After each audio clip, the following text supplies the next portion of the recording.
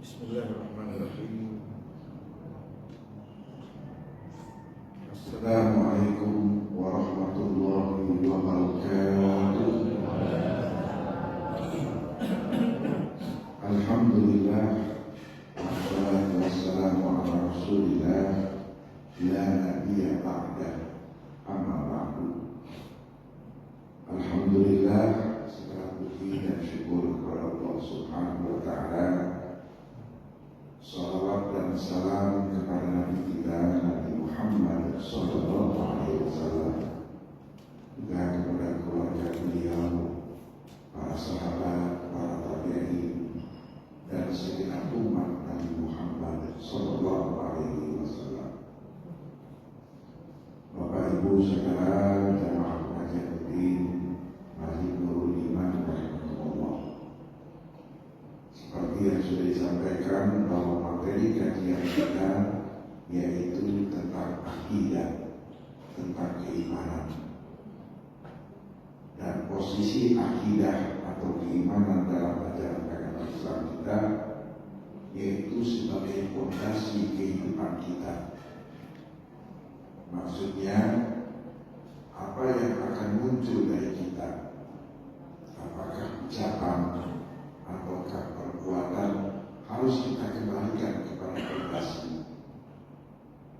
Apa yang akan saya ucapkan ini dibenarkan oleh Allah. Apa yang akan saya lakukan itu dibenarkan oleh Allah. Kalau seandainya dibenarkan, bismillah, ucapkanlah, lakukanlah.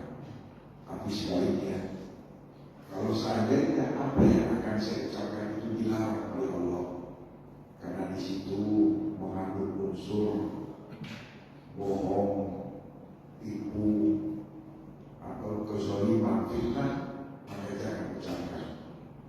Begitu pula apa yang akan kita lakukan ternyata dilarang oleh Allah. Yang akan kita lakukan itu ternyata ada maksiat di dalamnya, maka janganlah kita lakukan. Itu yang dimaksud dengan bahwa iman atau akidah sebagai fondasi kehidupan kita. Sedangkan Islam atau syariah itu sebagai pola hidup kita. Jadi dalam kehidupan kita sebagai seorang muslim dan muslimah harus pola hidupnya sesuai dengan aturan Allah. Nabi mengatakan, "Ma nahaku anhu fastanibu." Apa yang Allah larang, jauhi. Sedangkan apa yang Allah Rasul perintahkan, lakukanlah sebatas kemampuan. Artinya, larangan-larangan Allah jauhi. Kita dilarang makan apa yang diharamkan oleh Allah. Kita dilarang untuk zalim. Kita dilarang berkhianat. Kita dilarang jahat. Kita dilarang durhaka kepada orang tua. Maka apa-apa yang dilarang sesuai dengan larangan Allah, larangan Rasul, jauhilah dalam kehidupan kita ini. Sebaliknya, apa yang Allah Rasul perintahkan, lakukan sebatas kemampuan. Artinya kata Imam An-Nawawi rahimahullah, lakukan perintah yang wajib dulu, baru melangkah untuk perintah yang sunnah. Inilah dia Islam sebagai pola hidup kita. Sedangkan ihsan atau akhlak itu adalah tujuan hidup kita. Jadi hadis yang sangat populer, innama bu'istu liutammima makarimal akhlak.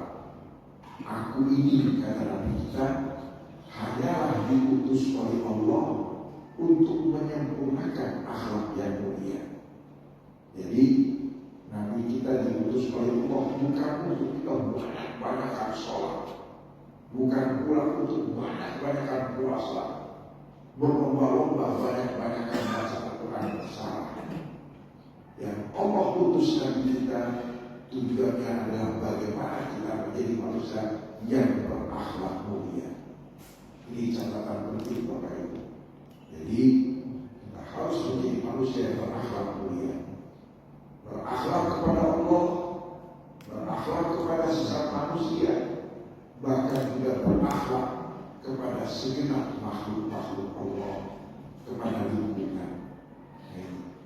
Kalau tiga hal itu ada pada kita, jadilah kita sebagai seorang muslim, muslimah yang total dalam beragama Islam. Maksudnya apa? Bahwa kita tidak perlu berlebihan. Dari awal Nabi sudah mewanti-wanti, la taghlu fi dinikum, jangan kalian itu berlebihan dalam beragama. Innama ahlaka man kana qablakum al-ghuluw fi din. Kata Nabi, penyebab utama hancurnya umat-umat terdahulu lantaran mereka itu berlebihan dalam beragama. Iya. Nah inilah kita perlu mengenal di mana letak agama Islam yang tidak berlebihan itu.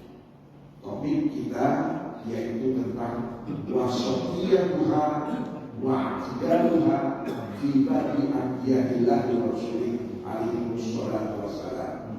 Bahwa agama Islam yang dibawa oleh Nabi kita Nabi Muhammad SAW itu bersifat wasatiyah, moderat, tengah-tengah, tidak berlebihan ke kanan, tidak juga berlebihan ke kiri. Wa'tidaliha, dan seimbang.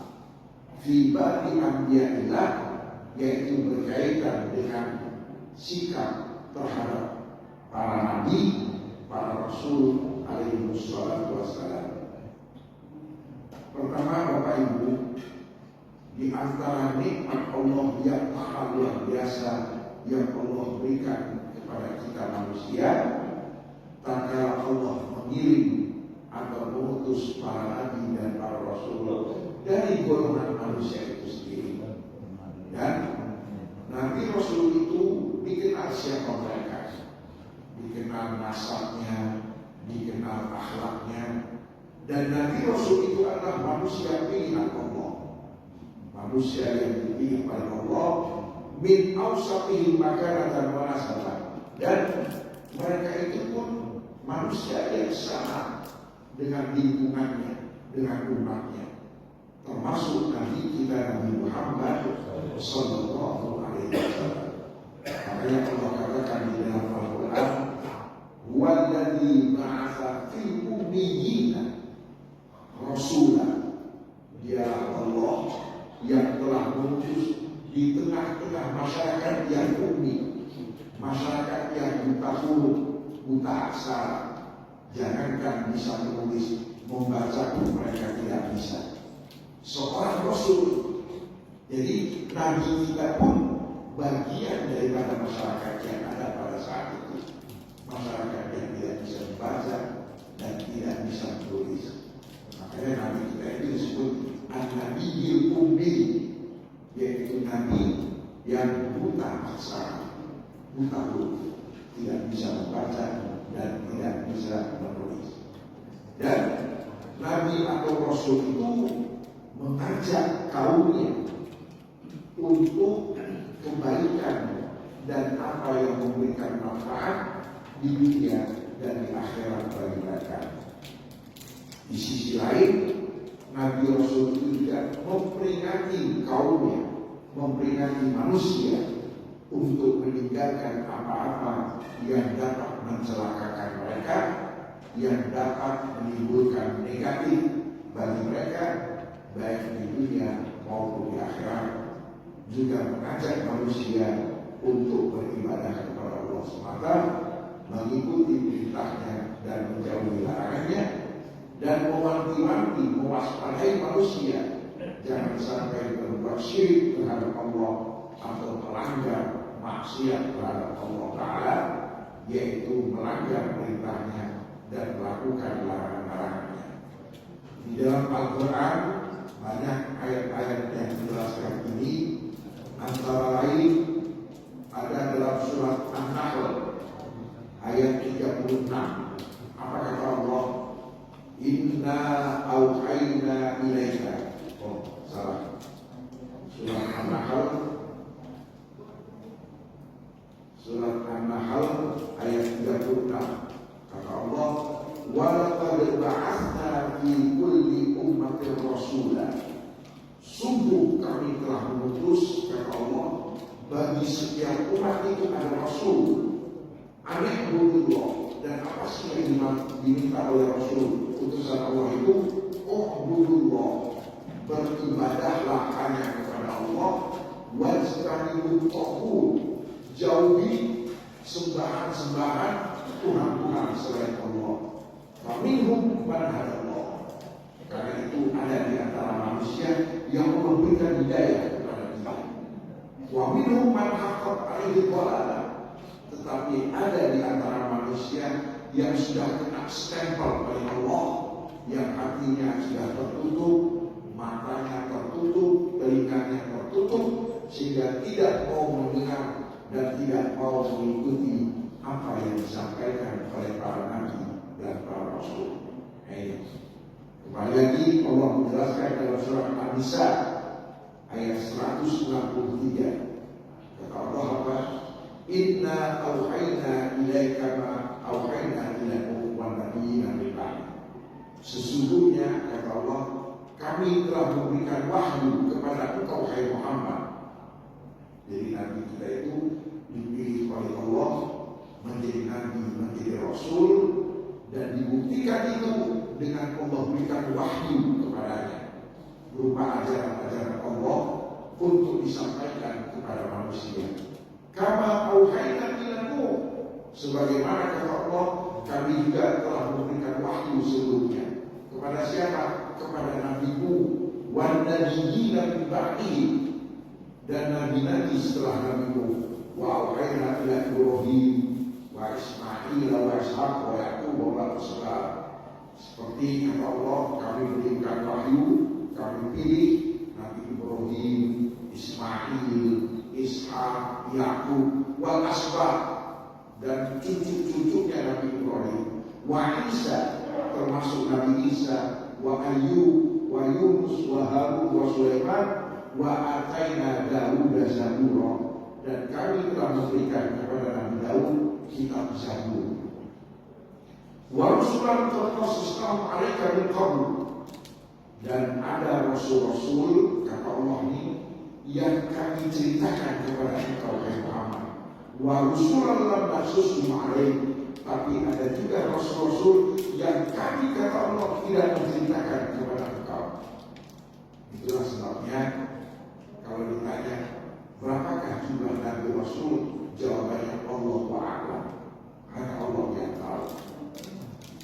Tapi jumlah rasul, nabi rasul yang Allah ceritakan kepada nabi kita di dalam Al-Quran yaitu sebanyak 25 nabi.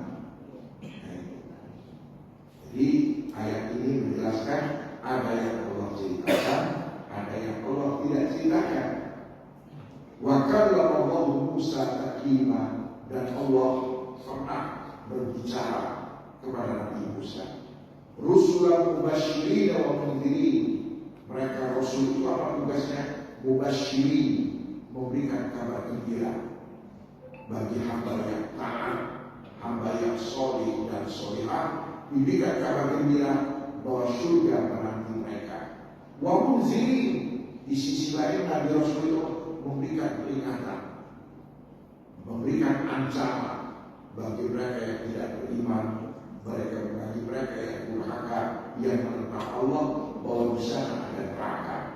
Di alla yakuna linasi 'ala hujjatun ba'da rusul. Supaya apa kata Allah? Supaya tidak ada komplain lagi nanti ketika berhadapan sama Allah. Jadi Rasul ini nanti menjadi hujjah, menjadi dalil bahwa nggak bisa bahwa enggak kok, saya tidak mengenal engkau ya Allah, saya tidak tahu bahwa engkau adalah Tuhan kami, tidak tahu. Aku telah pilih manusia-manusia, utusan-utusanku untuk menyampaikan ajaran-ajaran itu. Wa kana Allahu azizan hakima, dan Allah adalah zat yang aziz, yang maha mulia, hakimah, lagi maha bijaksana. Jadi Bapak Ibu Saudara, jelas di sini itulah dia telah mengutus para rasul kepada hamba-hambanya, kepada kita manusia, mubasyirin wa mundzirin, yaitu memberikan kabar gembira berupa pahala, berupa balasan, dan pada akhirnya berupa surga. Di sisi lain juga memberikan peringatan. Jadi kalau yang memberikan peringatan itu bukan ancaman dari Nabi kita. Nabi kita itu hanya menyampaikan.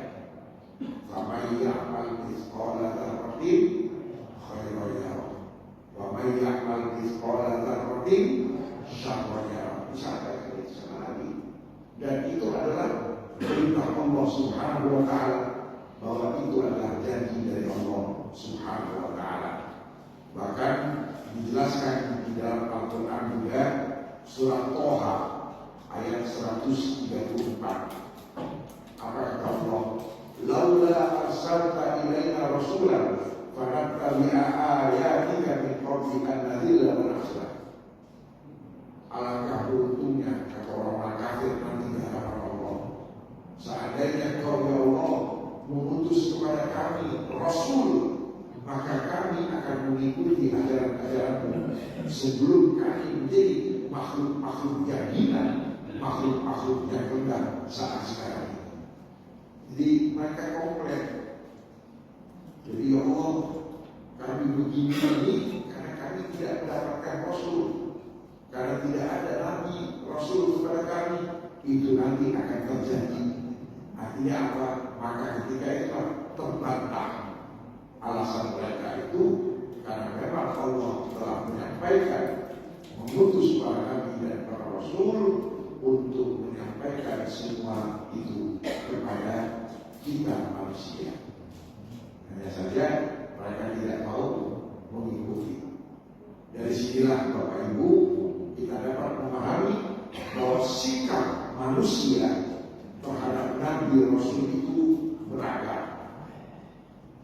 Mabaina mukmin, ada manusia yang siap untuk mengimani, percaya dengan apa yang disampaikan oleh Rasul, muntadi lahu, mengikuti, wa baina kafir bihi mu'til lahu. Tapi di sisi lain ada manusia yang kafir, menolak, tidak mau menerima apa yang disampaikan oleh Rasul. Mu'til lahu, bukan semua tidak menerima, bahkan mereka menyakiti itu Rasul, termasuk yang dialami oleh Nabi kita Nabi Muhammad Sallallahu Alaihi Wasallam. Dan begitu pula ada juga yang mereka berlebihan terhadap Rasul itu sendiri, sehingga mereka memposisikan Nabi atau Rasul tidak berada pada posisinya. Nah, disinilah kita akan melihat di mana posisi kita sebagai umat Nabi Muhammad Sallallahu Alaihi Wasallam dibandingkan umat-umat yang lain. Di sini kita akan melihat kita berada pada posisi di tengah-tengah. Pertama, Yahudi. Sikap Yahudi terhadap para nabi, terhadap para rasul. Kita tahu bahwa Yahudi Allah utus sejumlah nabi, sejumlah rasul untuk mereka. Dan ternyata orang-orang Yahudi itu punya sikap bermacam-macam. Sikap mereka terhadap nabi dan terhadap rasul itu sendiri. Dan sikap mereka secara umum adalah mencerminkan sikap jahatnya mereka terhadap nabi dan rasul, dan sikap mereka mengikuti keinginan syahwat dan nafsu yang ada pada diri mereka. Bahkan mereka tidak mau mengikuti ajaran yang disampaikan oleh Nabi dan para Rasul. Nah itu. Dan banyak antara lain di dalam Al-Quran. Pertama nih, kalau ada Yahudi terhadap Nabi dan Rasul, annahum farraqu baina Rasulillah wa lam yu'minu bihi jami'an. Jadi orang-orang Yahudi itu, Bapak Ibu, mereka itu memilah Rasul-Rasul itu dibagi sama mereka. Nah itu. Mereka tidak mau beriman, tidak mau percaya kepada semua Rasul, melainkan mereka percaya kepada sejumlah Rasul dan mereka ingkar, kufur terhadap Rasul Rasul yang lain. Nah ini. Dan bimujarrad tasyahhud wal 'ada la an dalil qadar bila dalil. Dan bagaimana mereka itu mau percaya dan mau dan mereka ingkar tergantung keinginan syahwat diri mereka. Kalau ternyata si Rasul ini sesuai dengan apa yang ada pada keinginan diri mereka, menguntungkan dunia mereka, bisa dapat duit, bisa dapat dunia, maka mereka percaya. Tapi kalau ternyata si Rasul ini tidak menguntungkan bagi mereka, nggak ada untungnya, maka mereka tidak percaya sama Rasul itu. Itulah yang terjadi terhadap Nabi Rasul yang Allah utus untuk mereka. Wa'atul rusul alladzina kafaru bihi wa kadzabu bi risalatihim. Di antara Rasul yang mereka tidak mau percaya, di antara Rasul yang mereka tidak mau beriman dengan ajaran yang dibawa, siapa mereka? Yaitu Nabi Isa dan Nabi kita Nabi Muhammad Sallallahu Alaihi Wasallam. Jadi mereka tak percaya, enggak, Nabi Isa itu bukan Nabi. Apalagi Nabi kita Nabi Muhammad itu bukan Nabi. Wahai Allah melalui baru Quran. Dan ini yang Allah jelaskan di dalam Al-Quran tentang sikap orang Yahudi ini, yaitu surat An-Nisa ayat 150 sampai dengan ayat 151. Apa kata Allah? Innal ladzina yakfuruna billahi wa rasulihi. Sesungguhnya orang-orang yang kufur, yang tidak percaya terhadap Allah dan Rasul-Rasulnya, wa yuriduna an yufarriqu bainallahi wa rasulihi, dan mereka ingin memecah, memisahkan antara Allah dan Rasulnya, wa yaquluna, dan mereka mengatakan nu'minu billahi wa nakfuru biba'di, kami mau beriman kepada sebagian Rasul dan kami ingkar, tidak beriman kepada Rasul yang lain. Wa yuriduna an yattakhidhu baina dzalika sabila, dan itulah yang dijadikan pola hidup kehidupan mereka. Ulaika humul kafirun haqqan.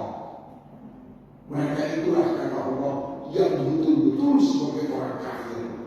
Wa a'tadna lil kafirina 'adzaban muhina, dan kami telah persiapkan kata Allah bagi orang-orang kafir seperti itu adzab muhina, siksaan yang menghinakan, yang merendahkan. Ya. Jadi langsung dijelaskan oleh Imam Ibnu Jarir yang dimaksud bahwa kami beriman kepada sebagai Rasul dan kami ingkar kepada Rasul yang lain, itu adalah apa yang dilakukan oleh orang-orang Yahudi. Mereka tidak mau percaya terhadap Nabi Isa, terhadap Nabi kita Nabi Muhammad Sallallahu Alaihi Wasallam. Dan mereka cuma percaya sama siapa? Sama Nabi Musa dan juga Nabi sebelum Nabi Musa. Ini kan?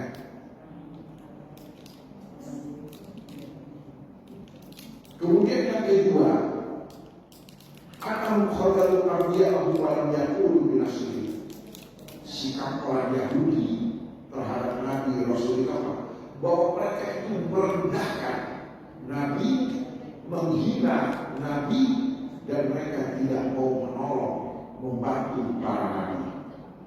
Bahkan akhirullah al-mutaqim wal-surunah, sementara orang-orang Yahudi itu telah bersumpah kepada Allah bahwa mereka siap untuk membantu, membela, menolong Nabi Rasul mereka, tapi faktanya mereka tidak lakukan itu.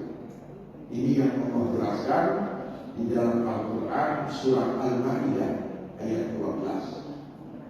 Walaqad akhadallahu mitsaqa bani Israil.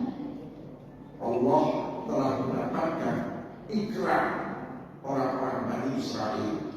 Wa ba'atsna minhum 12 naqiba. Wa qala Allahu inni ma'akum. Dan la in aqamtum sholata wa atatum zakata wa amantum bi rusuli wa azatumuhu wa aqamtum Allah qardan hasana. Dan mereka telah berikrar bahwa siap untuk menegakkan sholat, menunaikan zakat, dan kami beriman kepada Rasul-Rasul Allah yang telah diutus untuk mereka. Wa azatuhum, dan mereka siap untuk membantu Rasul-Rasul itu. La kafarna anhum sayyi'atihim wa laqina jannatin tajri min tahtiha al-anhar. Kalau mereka betul-betul komitmen dengan janji-janji mereka itu, apa kata Allah? Sungguh Allah akan hapuskan dosa-dosa mereka, dan Allah akan masukkan mereka ke dalam surga-surganya yang mengalir di bawahnya sungai-sungai. Faman kafara ba'da dzalika minhum faqad dhalla sawa'a sabil. Karena itu kata Allah, yang kufur, yang ingkar setelah ikrar mereka itu sendiri, setelah sumpahnya mereka itu, faqad dhalla sawa'a sabil. Sungguh mereka itu telah melenceng, telah sesat keluar dari jalan Allah yang lurus. Nah ini ya, jadi jelas bahwa mereka itu ingkar. Jadi cuma untuk mulutnya aja. Mereka berkata siap membantu Nabi Rasul kami, tapi faktanya mereka tidak mau melakukan itu. Nah, makanya ada juga di dalam Al-Quran Allah jelaskan di surat Al-Maidah ayat 22 kata Allah, qala fa inna muharramatun 'alaihim 40 sana. Nah, lantaran itulah Bapak Ibu, akhirnya Allah pun menjatuhkan azab-azabnya kepada orang-orang Yahudi.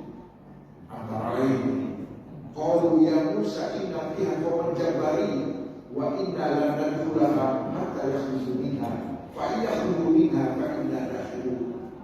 Jadi ketika itu Nabi Musa beserta orang-orang beriman yang menyertainya dari Bani Israel begitu berhadapan dengan perang, apa kata mereka?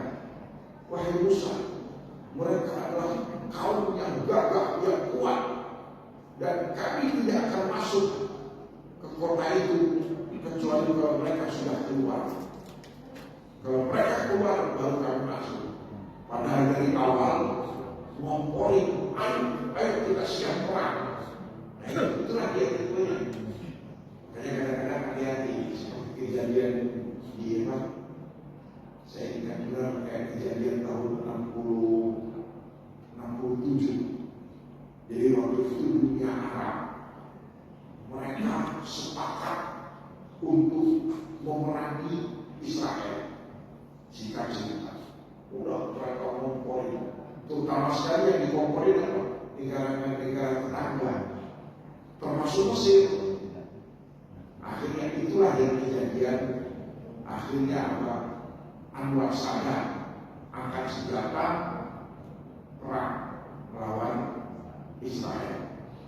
Begitu perang ini, negara-negara Arab yang tadi yang jorok-jorokin malah gak mau ikut.